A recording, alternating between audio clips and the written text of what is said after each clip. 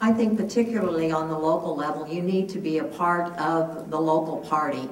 You need to get started there. After that, go to events that are held at churches, held at schools. Let people know who you are. And like I say, with me being the only Somali in the county, it wasn't hard for them to know me. But you need to make an identity of your own, really separate from your husband's, because I'm Peggy Smalley. We need women that are diversified.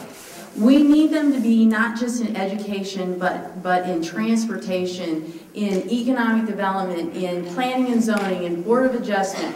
We need women to be educated in those areas. And unless we force the issue and make sure that we have women that are prepared to be able to take on that broad spectrum of issues at the political level, then we create problems. It should pass. There is no reason, and every woman in the state should be behind the gender balance bill, period. I do a lot of career work with women of all ages, with men too, but there's some things we do where we're shooting ourselves in the foot. One is we use the word just, or only. I only did it once. Yeah. Or, you know, I was just part of a team. Number one, we have to understand our accomplishments and the value we're creating.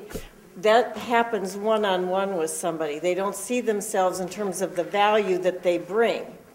Number two, once you work with somebody and they understand their value, then you have to help them understand how that applies in different parts of the world, their commercial or professional life.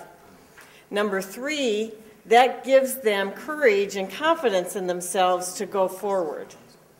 But you can't, if you don't understand the value that you bring and you don't own it, it's hard for you to do that next step to be helpful in the community. In a workplace, I do presentations on the rules of the good girls and how good girls are raised with certain rules. Don't brag, don't take credit for things. Well, those don't serve us well in the workplace, and it doesn't serve us well in politics because we don't step up. So do you see that having relevance then in the government sector? And if so, how? Because as I take people through that, they just are bigger at the other end, and it's very exciting to see the transformation. But does that work as well in government as it does in the private sector? Yes, I would say yes. I think that there's others that may disagree, but you know that you mentioned the power of words and how we sometimes minimize our successes in life. And to be successful in anything, especially in politics, we need to be able to tell our story without making it sound like we're bragging, but we need to be able to identify and connect, which is constituents out there, and that we're here to, that the reason we're running is because we believe we can bring some solutions, that our life experiences help form those solutions, all of that. But I do know our words are very powerful, and that too often women minimize our value in life. And what we have to offer is incredible. Women need to be asked to run, and they need to be asked repeatedly. I was asked 4 or 5 times to run for council before I ran for council, so I hope that everybody leaves this event today and goes and asks somebody to run. And also, just thinking about those boards and commissions, those are a wonderful place to get sort of that credibility. So when a woman wants to step forward and run for office, that's cited on her resume as experience. Additionally, I don't have kids, but a lot of my friends do, and that was also mentioned about we kind of need our networks to help us out in our families or our other responsibilities, and thinking about how we can do that as people step forward, as women step forward to boards and commissions or serving in elected office. It does take some balancing acts, and I would hate to think that every woman waits until their kids are graduated from high school before they decide to start their political career. I would like to think that we're creating a world to make it possible for women who have kids, so those kids, as they're growing up, can see their mom making a huge difference in their community or their state or their country, so those kids can see that in action, and that we can be part of the network that makes that possible. So those are the 3 things I'd like to challenge all of you to do today. If you are like me and feel intimidated, and you have a computer or you have a voice and a hand to hold out or shake somebody's hand and make friends and connect and say, hi, these things are important to me, and that's what you guys are all saying too. Get behind your passions and let those guide you.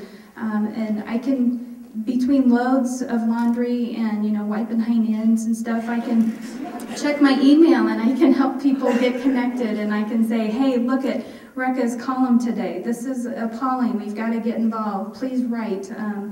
I think we all come to politics for our own reasons. And those reasons, whether they end up pushing us to run for office, or whether they end up pushing us into a group of a social network, or whether they have us encouraging other women just to do things locally in our community for the good of that community, the stories that bring us to those points are very powerful. And I don't think we should shy away from telling those. And I think we should own them. And they're yours, and they're free to give to other people. And you would be surprised how many young women come to me and ask me why I am political. I also lead a Girl Scout troop. And the other Girl Scout leaders, oh, why do you want to be involved in that, Linda? That is so nasty. They do not see politics and government in general anymore as being good. They see it as nasty, they see it as atrocious, and they're very afraid that they're going to be ridiculed to even enter a committee meeting or to even discuss a topic because they don't think they have the education they need to speak on those.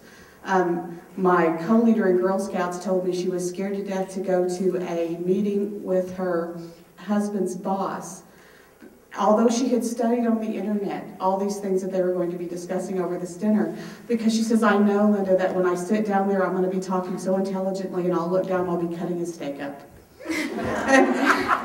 So there's a little mommy syndrome going on there. But we need to keep within ourselves, maybe his steak needed to be cut. So we all have something to give. And we might take the dressing and go back to eat it with our salad. But we all have something to give, and we shouldn't shy away from doing so.